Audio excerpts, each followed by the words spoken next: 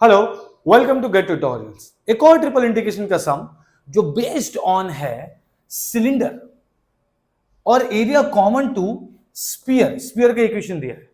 तो इसको कैसे सॉल्व किया जाता है जरा समझेंगे। ज्यादा कुछ सोचने का जरूरत नहीं है।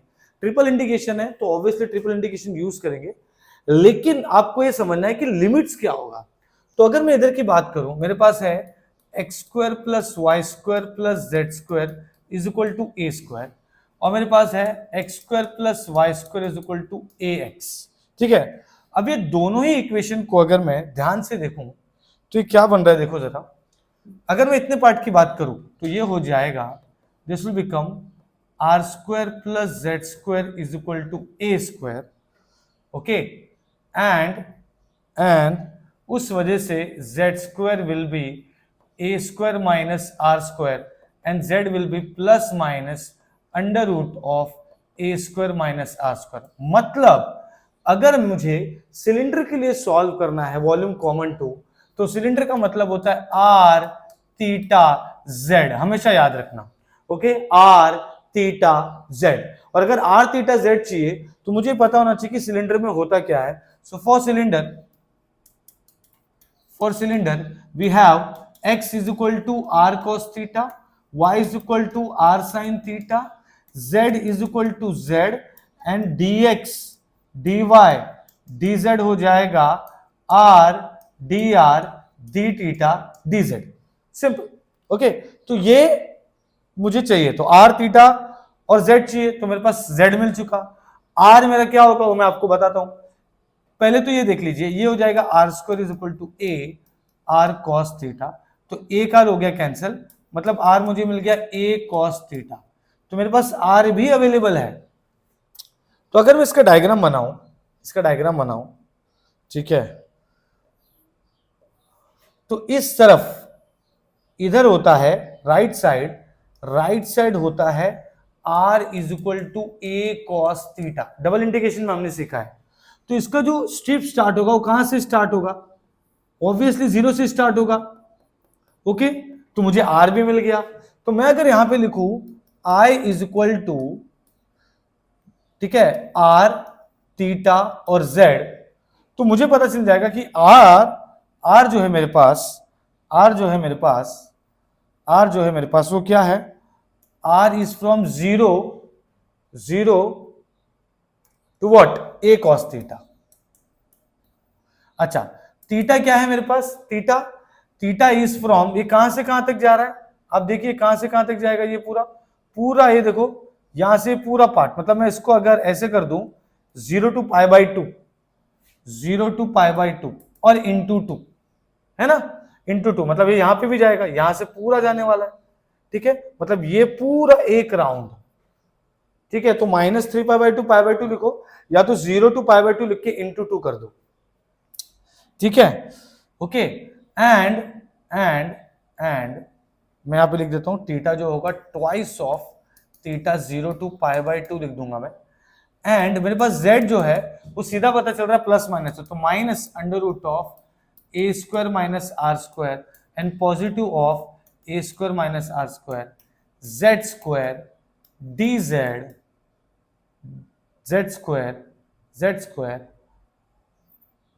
स्क्वायर के बाद आ जाएगा dx dy dz। क्या होता है dx dy dz? r dr d theta dz, that's it. Okay, तो अब मैं क्या करूंगा बच्चों? अब मैं सिर्फ इसको सॉल्व करूंगा, तो हो जाएगा आई ट्वाइस ऑफ थीटा, पहले लिख लो 0 टू पाई बाई टू है, r है मेरा 0 टू a cos थीटा, क्योंकि पहले कभी भी थीटा सॉल्व होगा, क्योंकि थीटा लिमिट में है तो पहले मैं ये लिखूंगा, कभी भी थीटा कांस्टेंट बाद में सॉल्व होगा क्योंकि लिमिट के अंदर थीटा है। ओके, और ये हो जाएगा twice of z 0 to under root of a square minus z square r d theta d z. वापस से अरेंज कर लेंगे, ये 2 2 जा पूरा 4 बाहर आ गया। ओके, ये हो जाएगा theta 0 to pi by two, ये हो जाएगा r 0 to a cos theta, और ये जेड स्क्वायर का हो जाएगा जेड क्यूब बाई 3।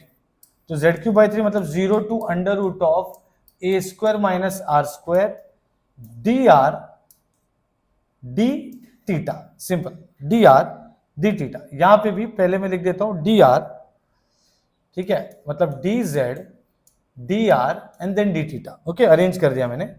तो अब ये क्या होगा देखो, अब इसको सिर्फ सॉल्व करना है मुझे। ये हो जाएगा आर, ये 3 बाहर ले लो, ये हो गया 4/3, थीटा आ गया 0 to π/2, आर आ गया 0 to a cos थीटा, और ये हो गया under root of a square minus r square का raise to 3 - 0 d r d theta. Simple.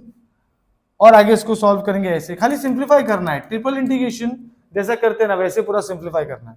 बाकी हमें लिमिट्स तो मिल चुका है, आर भी मिल चुका है 0 to a cos theta, Z भी मिल गया, तो थीटा भी मैंने बता दिया 0 to π/2 ले लो, इंटू 2 कर दो, ठीक है।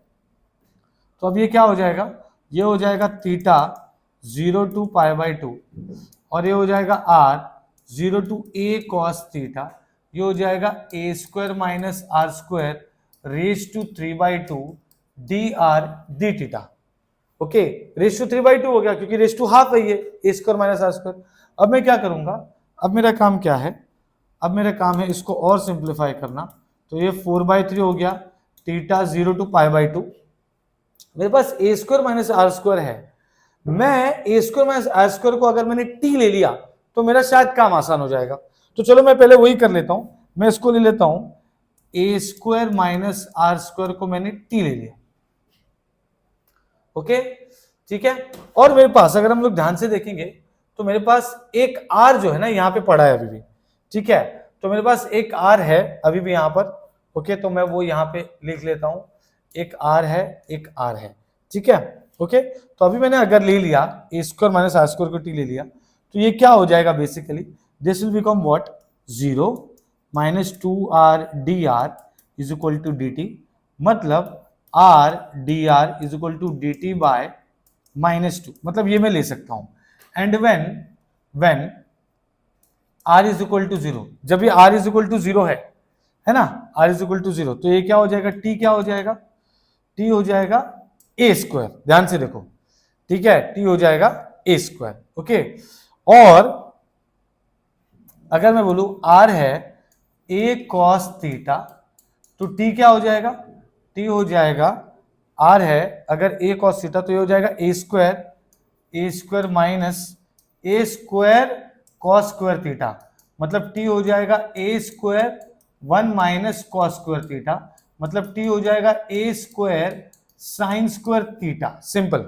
ओके, देखो जब r 0 था तो 0 पुट किया तो t is equal to a square हो गया, और जब r a cos थीटा है तो ये हो जाएगा a square cos square theta, a square common निकाल के 1 minus cos square theta is sine square theta, that's it.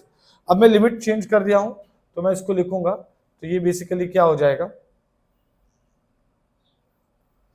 इसको थोड़ा लेफ्ट में लेके मैं इसको यहां पे कंटिन्यू करता हूं, तो ये हो जाएगा i, this is 4/3 theta 0 to π/2, theta 0 to π/2, ठीक है। अब देखिए क्या हो जाएगा, ये हो जाएगा t a square to a square sine square theta, a square to a square sine square theta, and मेरे पास ये हो जाएगा t रेज टू 3/2, तो मैं लिख लेता हूं t रेज टू 3/2, ठीक है। उसके अलावा r dr हो जाएगा dt बाय -हाफ, एंड देन यहां पर बचेगा d थीटा, तो मैं ये ले लूंगा 4/3 इंटू -2 बाहर, थीटा हो गया 0 to π/2, t raise to 3/2 plus 1, मतलब इंटीग्रेशन करेंगे तो 3/2 प्लस 1 मतलब 5/2 अपॉन 5/2, ये हो जाएगा a स्क्वायर, ये हो जाएगा a square sine square theta D theta. इसको और थोड़ा सिंप्लीफाई करेंगे तो ये क्या हो जाएगा, देखो ये हो जाएगा 3 इंटू -2, ये ऊपर आ गया, मतलब ये भी हो गया 2/5, ओके, एंड थीटा 0 to π/2, ये हो गया a square sine square theta का raise to 5/2 minus a square का raise to 5/2, bracket close d theta. Okay, तो अब ये क्या हो जाएगा, ये क्या हो जाएगा, ये हो जाएगा i, ये 2 और ये 2 कैंसिल हो गया, so this is -4/15 theta 0 to π/2, okay, तो ये स्क्वायर स्क्वायर कैंसिल हो गया, स्क्वायर कैंसिल हो गया, ये भी कैंसिल हो गया, तो बचा क्या? बचा a raise to 5 sine raise to 5 theta minus a raise to 5 बच रहा है, and then bracket close d theta. Okay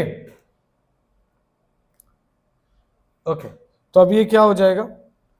अब ये हो जाएगा I is equal to -4/15, okay, theta 0 to π/2 and a raise to 5 है, sine a raise to 5 common ले लिया मैंने, तो ये हो जाएगा sine raise to 5 theta -1 d theta, as simple as that, a raise to 5 common. ठीक है, a रेज टू 5 बाहर ले लूंगा मैं, तो ये हो जाएगा 4 a रेज टू 5/15, मैं माइनस मल्टीप्लाई कर रहा हूं, तो थीटा अब जो बच रहा है वो बच रहा है 0 to π/2, 1 minus sine raise to 5 theta, okay, 1 minus sine raise to 5 theta d theta. अगर आपको याद होगा तो 4a raise to 5/15, okay, theta इसका तो हो जाएगा चलो थीटा, लेकिन साइन रेज टू 5 जो है ना, साइन रेज टू 5, उसकी अगर मैं बात करूं, साइन रेज टू 5 ये अलग अलग करेंगे, अगर ये याद रहेगा तो 0 to π/2 sine raise to 5 theta d theta होगा, ओके, ये अलग हो गया और ये थीटा अलग हो गया, तो 0 to π/2 यहां पुट कर दूंगा मैं, ओके, मैंने दोनों को अलग अलग कर दिया है, ये हो गया 15, ये हो गया π/2 -0, ओके, करली ब्रैकेट। अब इसको अगर सॉल्व करने जाएंगे हम लोग, तो ये एक ऐसा चीज है कि अगर ये ऑड फंक्शन है, ओके, ये ऑड फंक्शन है, तो ऑड फंक्शन थीटा, इसको अगर मैं सॉल्व कर लूं तो क्या हो जाएगा, ये बोलो मुझे जरा। 0 to π/2 sine raise to 5 theta and cos raise to 0 theta is equal to d theta. ठीक है, कर्ली ब्रैकेट क्लोज, तो I हो गया 4a/15 and this is π/2 minus, अब ये फॉर्मूला अपना बीटा गामा का, ठीक है, तो ये क्या हो जाएगा, ये हो जाएगा 5 - 1 5 - 3, बस कॉस का नहीं कर सकते, तो हो जाएगा 5 + 0, ये हो जाएगा 5 + 0 - 2, ये हो जाएगा 5 + 0 - 4, और p यहां पर 1 हो गया, ब्रैकेट क्लोज। तो ये बेसिकली क्या हो गया, ये हो गया 4a raise to 5/15 and this is π/2, ये हो गया 4, ये हो गया 2, ये हो गया 5, ये हो गया 3 and this is 1, bracket close. तो हमारे पास क्या मिल रहा है, वैल्यूज, ये जो भी वैल्यूज आ रहे हैं हमें, ठीक है, so this is I 4a raise to 5/15 π/2 minus 4 2 = 8, 5 3 = 15। तो यहां पे जो मुझे आंसर आ रहा है, this is 4a raise to 5/15 π/2 minus 8/15। अब इसका दूसरा भी सोल्यूशन है, आप इसको और फंक्शन को, मतलब अगर इतना पार्ट में बोलूं, ये अगर मैं कंटिन्यू करूं, कहां से, यहां से, दिस वाला पार्ट, इसका दूसरा आंसर ये है कि आपने बचपन में इंटीग्रेशन में एक मेथड पढ़ा था, वो ये था कि I is equal to 4a raise to 5/15 and चलो थीटा का यहां पर तो हो गया ये π/2 -0, लेकिन ये जो पार्ट है ऑड फंक्शन, इसको कंसीडर किया जाता है, ठीक है, इसको बोलते हैं ऑड फंक्शन, ठीक है, तो ऑड फंक्शन को हम लोग 0 कंसीडर करते हैं, सो आंसर विल बी 4 के बदले ये 2 कैंसिल होके ये हो जाएगा 2πa रेज टू 5/15।